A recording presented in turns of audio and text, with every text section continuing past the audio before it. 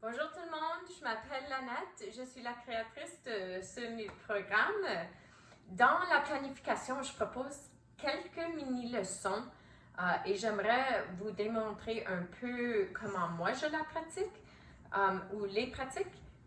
Et encore, c'est très important que vous apportez votre propre créativité. Moi, ce n'est que des idées, des propositions et vous prenez ça, vous la faites le vôtre. Ok, une des premières leçons que je propose, c'est les lettres ont un nom et un son. Pour ceci, j'aimerais utiliser mes cartes coloriées. Mes voyelles sont d'une couleur, les consonnes d'une autre couleur, les phonèmes à plusieurs graphèmes, les in ou oua sont d'une troisième couleur. Ok, une fois que, alors je sors la carte quand je présente le phonème et une fois présenté, ça reste sur mon tableau blanc. Allons-y. Les lettres ont un nom et un son. Alors, vous voyez cette photo? C'est moi et il y a un chien. C'était mon chien. Son nom était Dusty. Maintenant, Dusty faisait un son et le son de Dusty était ouf, ouf. Les lettres sont comme ça aussi. Nous avons le nom des lettres. Voici la lettre L, son nom. Et son son, c'est L. Et je passe à travers de cela un peu ici et là pour leur rappeler la différence entre nom et son. On a de la chance, les voyelles, le nom est pareil que le son. Oh, c'est facile! Et une fois qu'on rentre dans les consonnes, le nom et le son sont différents. Un peu plus tard avec les X, j'explique que des lettres ont plusieurs sons aussi. Mais ça vient, fur et à mesure. OK. Après ça, pour fusionner, des petites choses. S'il te plaît, Jamie.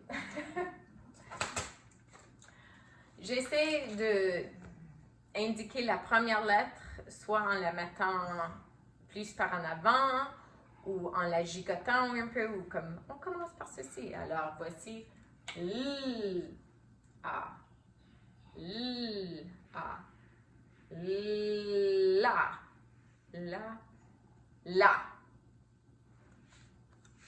A, L, Al, Al.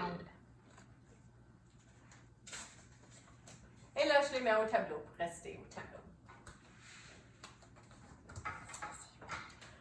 Et une autre mini-leçon que je propose, c'est regarde, pense, lis. Ces leçons viennent une fois qu'on commence à vraiment décoder des mots et des phrases.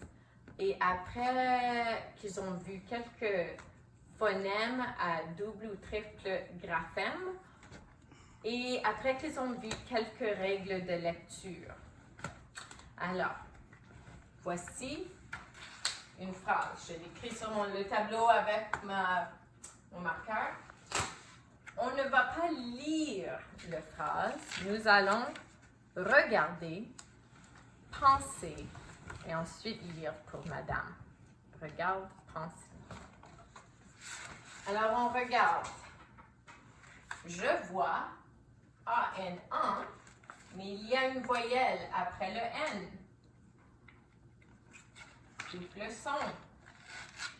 Je cherche pour des lettres silencieuses.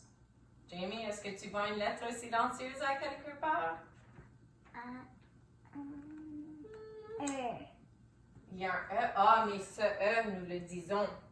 Ici, à la fin, il y a un T silencieux. Et souvent, j'ai une liste des lettres silencieuses en haut. Est-ce qu'on voit des sons avec plusieurs lettres? Comme des WA, des O. Jamie, est-ce que tu vois quelque chose comme ça? O-I-W-A, très bien. Quoi de plus? Wait, I was just saying that in my head. I didn't actually know. On a un E-A-I-O.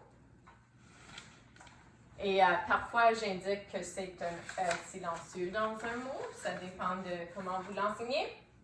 Et finalement, il y a un S entre deux voyelles.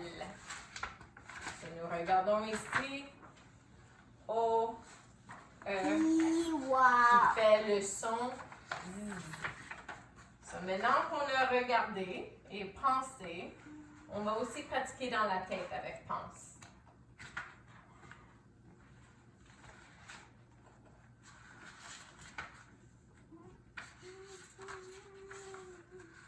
Encore.